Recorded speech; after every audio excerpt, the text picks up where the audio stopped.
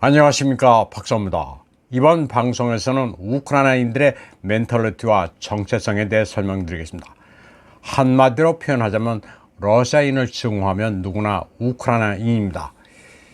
예전에 소련 시절에는 공산주의 체제에 획일화된 소비에트 인민이라는 개념이 있었습니다.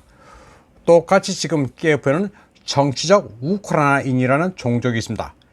여기서 원래 국적은 중요하지 않습니다. 그리고 키예프에서 출세를 하려면 끊임없이 러시아 증오를 증명해야 합니다. 그 대표적인 예가 우크라이나의 국가안보 국방위원회 의장 올렉시 다닐로프입니다. 다닐로프는 루간스크 출신의 러시아계입니다. 그럼에도 불구하고 특수군사작전 기간 동안 돈바스의 포격을 가해 많은 민간인을 사망케 했습니다. 군사시설도 없는 카페와 상점만 있는 번화한 거리에 하이마스를 쏴서 주택을 파괴하고 민간인들을 살상했습니다. 우크라이나 동부 출신들, 그러니까 도네츠크와 루간스크, 드네프로페트롭스크의 러시아계가 키예프 정권에 진입하면 아주 악질이 됩니다. 러시아계라는 정체성이 가진 컴플렉스를 감추기 위해 우크라이나계보다 더 러시아인들을 증오합니다. 끊임없이 우크라이나에 충성한다는 것을 행동으로 보여주기 위해 발악을 합니다. 러시아어 말살을 더 적극적으로 추진하는 이들도 정치적 우크라이나인이 된 자들입니다. 러시아 혐오증에 기반해 사회적 자원주의와 인종차별주의를 믹스한 게 바로 20세기 초에 러시아계 인사 드미트리 돈초프라는 사람이 발전시킨 우크라이나 통합 민족주의입니다. 민족주의란 명칭을 사용하지만 러시아만 혐오하면 우크라이나인이 된다는 게 상당히 변태적입니다. 그리고 이 같은 우크라이나 통합 민족주의를 수용한 이가 바로 스테판 반데라입니다. 우크라이나 통합 민족주의는 레오니드 쿠치마 2대 대통령이 우크라이나는 러시아가 아니다 라고 하는 텍스트로 계승됐습니다. 그런데 이 텍스트가 러시아어로 작성됐다는 사실은 아이러니합니다. 젤렌스키 역시 우크라이나인이 아닙니다. 그는 드네프로페트롭스크 지역의 크리보이록 마을에서 러시아어를 사용하는 유태인 가정에서 태어났습니다. 그의 조부는 대조국전쟁 참전 용사였고 조부의 형제와 증조부는 홀로코스트로 사망했습니다. 또 그를 대통령으로 만든 시트콤 국민의 종도 러시아어로 찍은 드라마입니다. 그런데 갑자기 극단적인 러시아 혐오론자로 변했고 나치 때문에 죽은 조상과는 달리 네오나치의 후원자가 됐습니다. 출세 과정이 자기 부정적이고 변태적입니다. 또 젤렌스키의 대통령실 실장 안드리 예르막도 레닌그라드 출신 모친을 둔 러시아인입니다. 그럼에도 불구하고 자신의 임무는 현 세대 러시아인뿐 아니라 그들의 자녀, 손자, 손녀까지 혹독한 대가를 치르게 하는 것이란 무시무시하면서 황당한 소리까지 했습니다. 또 키예프 정권의 이데올로그로 대통령실 고문인 올렉시 아레스토비치는 조지아 출신입니다. 그리고 우크라이나 내무부 국장, 아조프 연대 후원자였던 아르센 아버코프는 부친이 아르메니아, 모친이 오세치아 출신입니다. 이처럼 정치적 우크라이나인은 원래 피가 우크라이나인은 물론이고 러시아계, 아르메니아계, 조지아계 등 누구나 될 수 있습니다. 여기서 기준은 러시아와 러시아어를 증오하기만 하면 됩니다. 주로 동부 출신 러시아계가 급진적이고 더 러시아를 혐오하는 이유는 간단합니다. 서부 우크라이나 출신은 키예프에 대한 충성심과 모스크바를 향한 증오를 입증할 필요가 없기 때문입니다.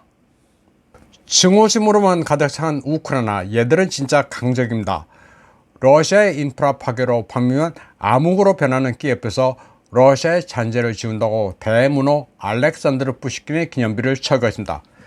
당장 단전 단수의 기온도 떨어지고 있는 와중에 기념비를 철거할 정신이 남아있으니 대단합니다. 키예프 국립교통대학 앞에 위치한 푸시킨 흉상이 루스키 미르의 상징이라고 두들겨 철거했습니다. 우크라이나 당국은 전쟁통에도 불구하고 별의별 짓을 다 합니다. 러시아어와 문학을 발전시킨 푸시킨을 우크라이나는 러시아 제국주의의 상징으로 여기고 있습니다. 푸시킨의 기념비는 우크라이나 전역에서 손상되고 있습니다. 올해 초에는 우크라이나 전역의 푸시킨 거리를 미국 작가 스티븐 킹의 이름으로 변경하려 시도하기도 했습니다. 19세기 위대한 작가가 도대체 우크라이나에 무슨 해코지를 했는지 키예프 정권이 하는 짓을 보면 본능적인 광기라고 밖에는 표현할 수가 없습니다. 그러나 러시아 문화 예술을 캔슬하던 광풍은 이제 해외에서는 잦아들 기미를 보이고 있습니다.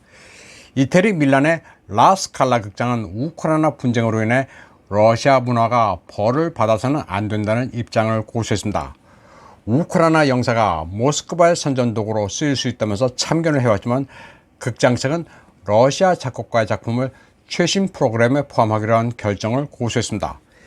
이태리 안사 통신에 따르면 안드리 카르투시 주 밀란 우크라이나 총영사는 라스칼라 극장 CEO 도미니크 마이어, 밀란 시장 주세페 살라, 롬바르디 지역의 수장 아틸리오 폰타니에게 서신을 보내 2022년부터 2023년 세션 프로그램을 재고해달라고 요청했습니다. 러시아적 요소가 많으니 취소해줬으면 하는 주제넘은 요청이었습니다. 총영사는 이태리 현지 우크라이나 공동체가 극장의 결정에 큰 실망과 유감을 느꼈다고 말했습니다. 그러면서 러시아 문화는 러시아 연방의 위대함과 권력에 힘을 실어주는 데 이용되고 있다고 주장했습니다. 그리고 그 선전은 모스크바 정권의 이미지와 사악한 야망, 많은 범죄를 부추기고 있다는 황당한 주장도 했습니다. 그러나 라스칼라 극장은 오는 12월 7일 새 시즌부터 19세기 러시아 작곡가 무소르그스키의 작품 보리스 가드노프를 무대에 올리기로 결정했습니다. 보리스 가드노프는 17세기 초 러시아의 정치적 격변과 환란의 시대를 통치한 짜르를 묘사한 작품입니다.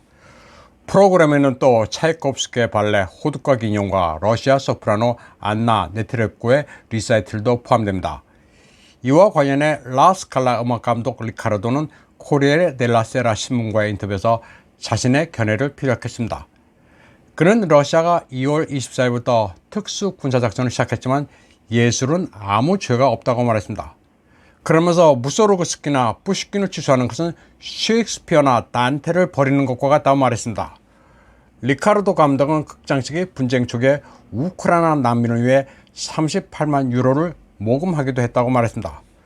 나름 도와줄 만큼 도와줬는데 왜 남의 극장 프로그램에까지 꼬투리를 잡고 물고 늘어진지 황당하다는 거였습니다. 라스칼라 이사장 겸 무대 감독인 프란체스코 미켈리는 우크라이나 총영사의 요청이 분별없다면서 오페라가 우크라이나 상황과 무관한데도 막무가내로 어거지를 부리고 있다고 말했습니다. 이태리 문화부 차관 비토리오도 라스칼라 극장의 입장을 옹호했습니다.